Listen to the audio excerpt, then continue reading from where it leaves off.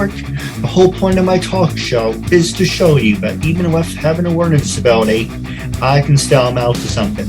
And at the same time, I'm able to turn myself into an example for people out there dealing with any types of learning disabilities and disabilities to never give up and prove people wrong.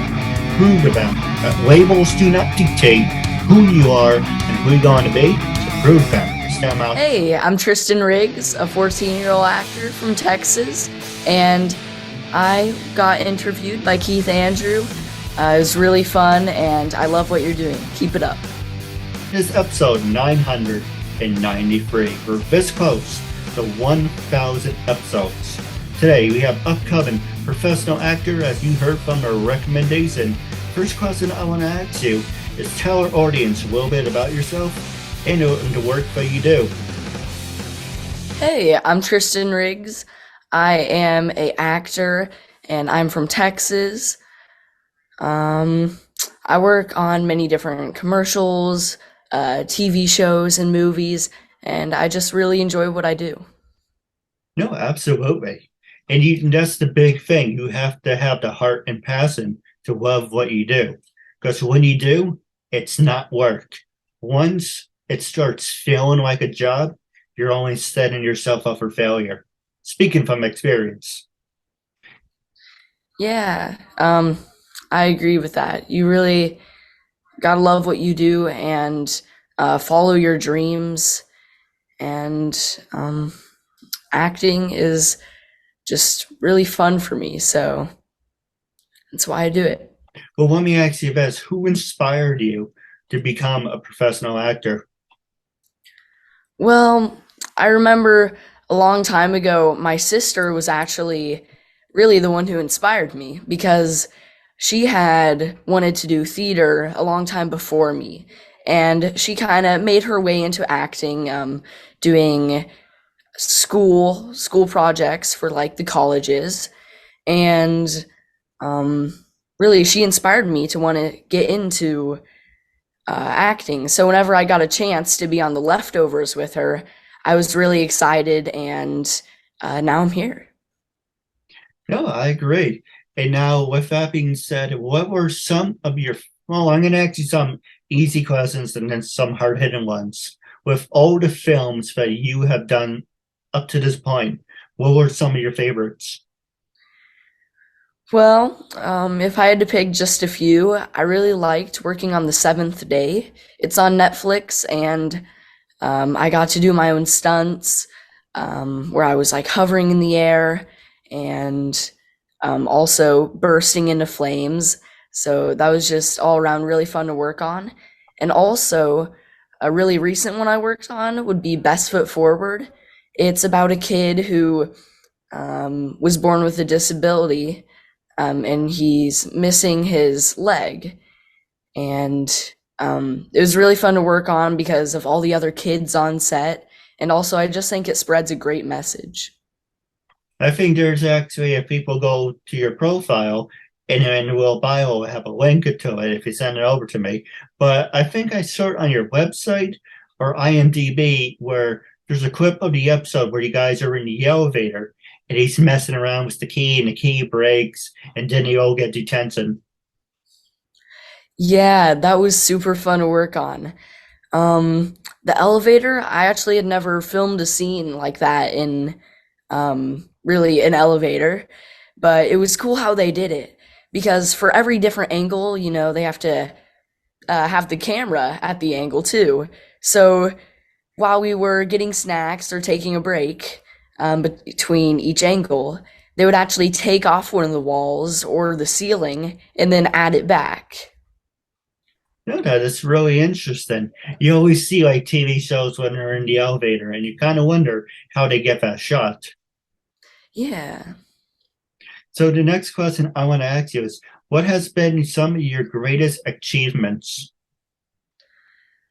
Well, I think a recent achievement, just not even in acting, is that I'm a scout, and I recently was finishing up my Eagle Scout project. So for me, just turning 14, that's a really big accomplishment, and I'm really happy about it since I put a lot of work into it, and I think it turned out great.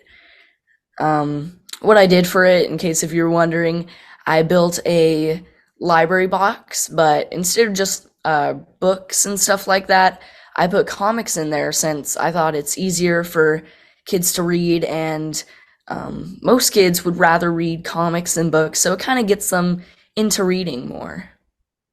Hey, you hit it on the head. The biggest thing is reading. As long as you're out there reading, it doesn't matter what you read. It can be anything on a roll of toilet paper. As long as you're able to read it, that's all that matters. Yeah. I know I that th- was a bit. Oh, go ahead. I'm sorry. oh no, you go ahead. I was gonna say I know that was a bad joke, but just trying to make you laugh. So the next one I want to ask you is, besides me, obviously, have you? This is gonna sound like an oxymoron because you just told us that you have.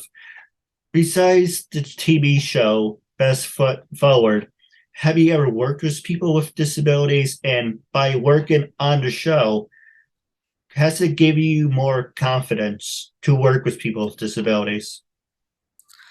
Um, well, I think Best Foot Forward was really the one that I got to work with people with disabilities. But whenever I worked on that, it was amazing. I feel like it's just like working with normal, normal people. And it was amazing. Everybody was so nice, and I think it was amazing that they included all those people. I think most of the people who were producers um, and like assistants helping create that show had disabilities, and I just think that that's amazing. What are some of the movies you would like to be a part of? Hmm. Well, if I had to be a part of, if I had to choose a few, sorry, let me restart that. I think I'd probably want to be in a Marvel show or a Marvel movie, or also Stranger Things. I'd like to be in Stranger Things because that would be obviously really cool. It's one of my favorite shows. No, I heard a lot of good things about it. I haven't actually sat down and watched it, but I heard good things about it. Yeah. For me, I always wanted to be part of, unfortunately, it's the last season of it. I always wanted to be part of Blue Bloods. I wanted to be part, of Breaking Bad and Suits. Because of Suits, that was the very first TV show that actually inspired me to say, you know what, I can do this. And it's funny because I watch all these other shows, like Smallville and ER. I'm like, the hell is it? You watch it, then you're like, I think I could, and I would recommend this. Watch season one of Suits because it's really good, very addicting, and it's something about it that catches your interest and it inspires you. It's saying, hey, I can relate to these characters. And if I was a part of it, you could put your own spin on it. What was the first TV show that you came across who said, you know what, this show really inspired me? Hmm.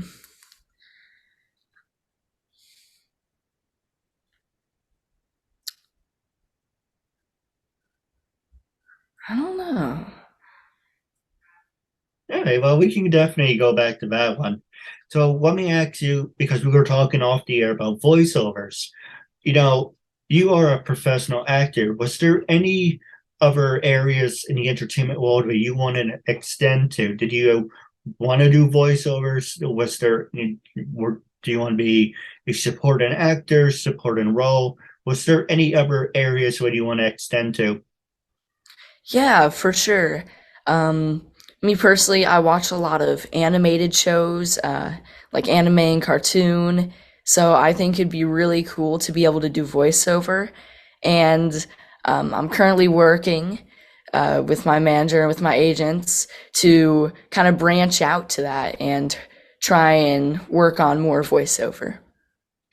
Now, here's a fun question I want to ask you. Who do you, well, let's go back to what you said before about, sorry, having a brain fart.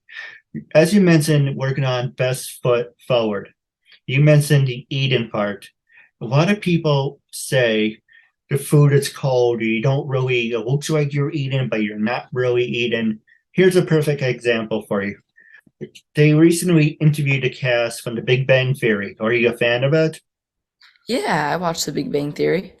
No, it's a really funny show. And Penny, I can't think of her real name, but the character Penny was being interviewed. He said, yeah, the food's cold because you can't talk while your mouth's full. So you have to take like small bites and the food's always cold. So I want your experience when you're eating on set. And now this could be behind the scenes. Obviously, they're not going to give you cold food to eat. It's not dog food. But if you were ever doing a scene where you're being filmed, did they say just take tiny bites so I can speak? Or did they say just eat normally? I feel like usually whenever you're recording a scene and eating, they want you to take really small bites because they don't want to have to like refill the food or pour you some more water. And sometimes if the scene does take long enough, I feel like the food starts off warm, but sometimes it starts getting a little colder. And um, but you get used to it. And then even on set, they want to make sure you don't get anything on your wardrobe. So the water, you're told to like take small sips and to be really careful of your wardrobe. No, I agree. I mean, if you're wearing a dark shirt, no one really cares. If you're wearing like a bright color shirt, it's really going to stand out more. Yeah, for sure. Now, the question I want to ask you, do you feel that being on Nickelodeon, well, let me ask you, have you been on Nickelodeon and the Disney Channel? No, I want to do a before and after. Are you, it's not going to sound like an oxymoron, but do you think and do you carry yourself differently from before you were on TV to now that you have been on TV? It has given you the self confidence, a little pat on the back. So, do you carry yourself differently, and you think that has changed?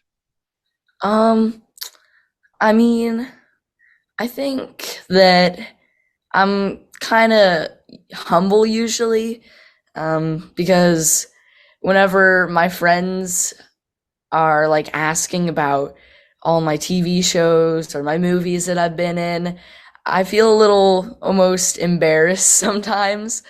But I think definitely it's really cool that I've been on these, and I see it as like an accomplishment. Well, one thing I will tell you is, and it is uncensored. Don't stick your head up your ass because you look at all these kid actors, Macaulay Culkin, Miley Cyrus, Hilary Duff. They start out so, and Taylor Swift for that matter, and they all start out where they're so humbled and respectful, and they just their head gets, way up there and thinks, oh, well, I did this and I did this and I did, well, it doesn't matter if I pass my classes or any not. Your education will always be important for people out there.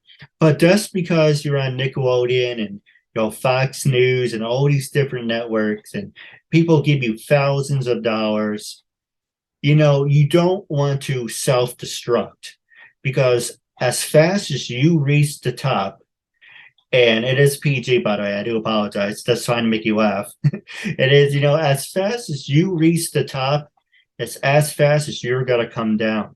So it doesn't matter, and it is a horrible experience. And I don't know why I even mentioned, do not use these for influence. If you got to look for someone who inspires you, You not kiss my butt or anything, but you someone like me who's humble, who works his way up. You look at The Rock, you look at John Cena. These kid actors self-destruct, and it's kind of like you need one foot in reality and saying, okay, on an everyday basis, this is what I'm gonna do. But at the same time, you can enjoy, the upper world, the entertainment world. You need to find a balance from the two. Do you agree?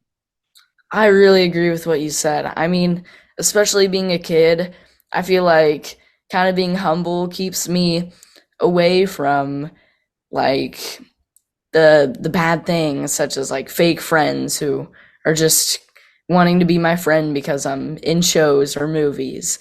Um, and other stuff like that.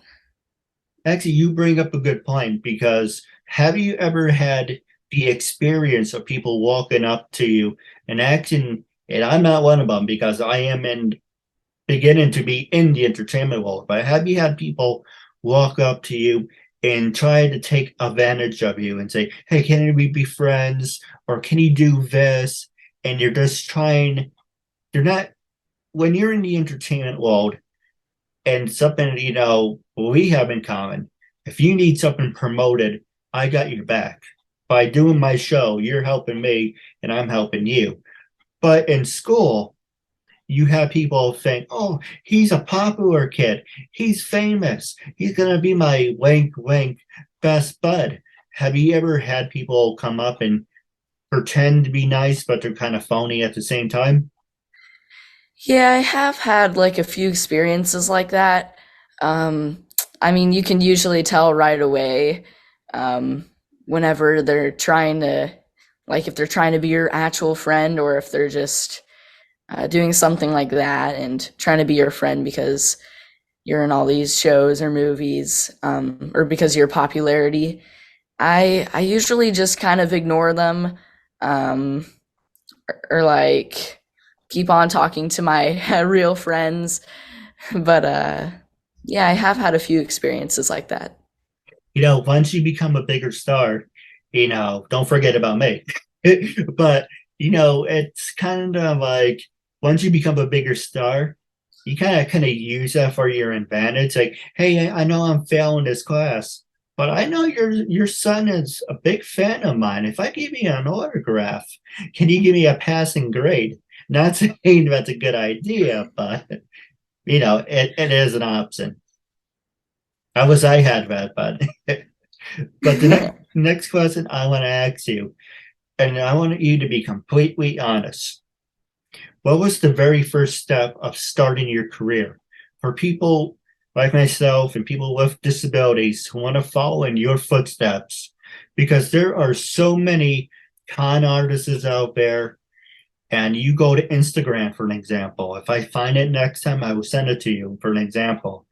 Just there's a woman that says, give me 15 seconds and I can get you featured on CNN and all these other networks. I was looking at your profile. Actually, I'm doing that right now. You're being represented by 3 different networks. So the question I want to ask you without having diarrhea on the mouth is how did you know they are who they say they are? Well, um, you kind of have to reach out and like connect with people to figure out who is um, like a good acting coach or good manager, good agent. Usually, those people who are saying those things and making really bold statements aren't legit, so usually stay away from them. But I think the first step you should probably try and make is to find an acting coach because, acting coaches, they're usually in the industry and they have a lot of connections. So once you get started with them, you can they can probably set you up with an agency and help you find a manager and give you info on the industry. Well, the first question you did bring up, Al, I do want to go back to, is what some of your favorite acting classes that you have taken, and do you recommend taking acting classes? Um, I do recommend taking acting classes. I currently do my acting classes. Oh, sorry. I currently do my acting classes with Marcy Smallin, and she is really good. Um, she does comedy, and usually whenever I have an audition that I'm not too sure on, I go to her, and she just really helps me see the scene in a different way. Um, and one thing I like about her too is that she doesn't just give the scene to you. She lets you figure out what your character is doing and how your character kind of says things. But if you do need guidance on that, she'll help you out. And she's amazing. Now, do you ever think people like to say is you don't pay people to represent you? Because for me, I keep coming across these people, as I was telling you, give me 15 seconds and I'll be featured on this.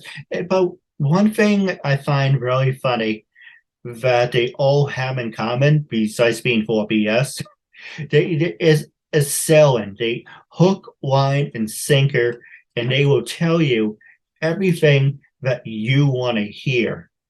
And at the very end, it's not free. They will tell you, oh, it's 2,000, it's 600. So have you ever been in a situation where you've been like, let me rephrase that.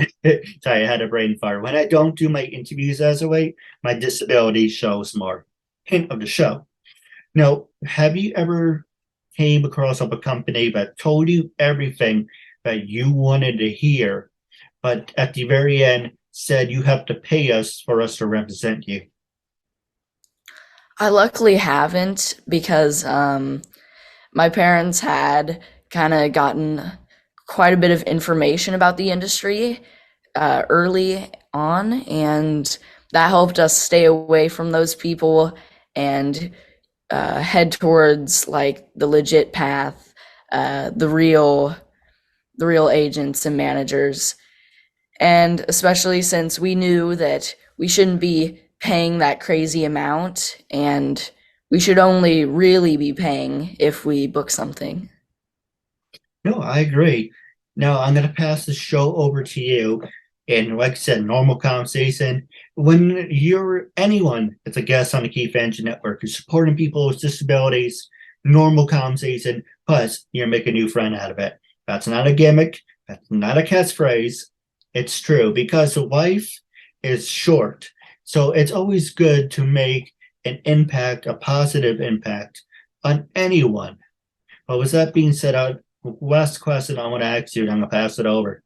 When I first approached you to be a guest on my talk show, what made you say yes? And after being here today, would you recommend it to everyone you know? And how do you feel? Well, whenever I first saw you message me about the show, I looked at what you had been doing, and I just thought it was really cool, especially since, you know, you're putting messages out there, and I just think that it was a great opportunity for me. And for anyone else, I would definitely recommend you. And uh, I'm gonna tell, um, Don't worry, I have that effect on people. I'm like, sorry. But yeah, I definitely recommend you because I had such a fun time talking to you, and I would definitely recommend people to also watch this this episode.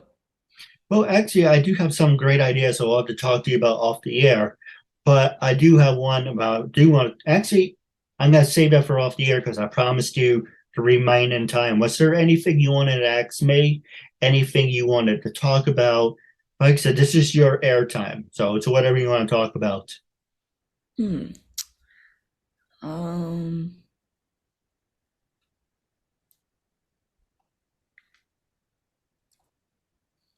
who who was the favorite person that you interviewed? Who was your favorite person? It's a hard one because after close to 1,000, Okay, well, my top five. Let's see, top five. I haven't really talked to him as of late because he's kind of like an asshole. But long story about that. But one of my favorites is Kurgan Mayhem. I got the chance to do. You mentioned anime. Do you like Dragon Ball? Uh, I haven't really watched it, but I've heard it's good. I have the voice of Pan on my show, Elizabeth Bowman. She would kill me if you messed up their name. I had Elizabeth Bowman. I had Chuck Hubert. I had Joss Martin. I had the voice of Kid Goku, Kid Gohan, of Stephanie. I'm not even going to try to pronounce her last name because I know I'm going to butcher it. I had professional wrestlers like WWE, WCW. I had one guy from Canada, a lot of people from Canada, obviously, but he was from Off the Record, was Michael Ransberg. And there's some people who I really liked. And the other thing is, when I do an interview, it's about, energy. You have to feel the energy with the guest because if someone's, upbeat and, bouncing around, you feed off energy. Okay, it's really going to be fun. There's been some people who I interviewed, I'm like, why am I doing this? Obviously, they don't care and they're giving one word answers. It's kind of lots and paint your eye. But my thing in interviews is everything that you do, you have to go in 100%. Now, with that being said, don't walk in with your expectations up too high because you will be disappointed. It's like the expression I would tell you. I don't know if your dad ever told you this, but there's an expression that says, "I will be proud of you if you aim high and miss, but I will be disappointed if you aim low and hit." But the next question I want to ask you is, how can our fans and listeners get in touch with you? And where are you heading to next? Well, you can follow me on Instagram at Tristan Riggs Official. And then I also have a Facebook page that is Tristan Riggs. And you can mostly just follow me on there and see what shows I'm working on and what other productions that I'm working on. And yeah. No, I agree. Now, I do have a couple questions for you off the air, but wrapping up our interview segment, it was a real honor and privilege having me as a guest. And actually, the one thing I did want to say, coming up on the KeithAndrew Network, make sure to like and subscribe to the KeithAndrew Network. If you're watching, you definitely have to leave a comment. This will be on YouTube, LinkedIn, Facebook, Twitter, and all social medias. But the one new project we're coming up is a YouTube record. How many people can we have on the KeithAndrew Network? We're going to have a 50-person interview, and I would love to have you part of that. I do have some ideas for you, if you would like to. But with that being said, it was a real honor and privilege having you as a guest. And until we meet again, catch you later. Thank you, and have a good night.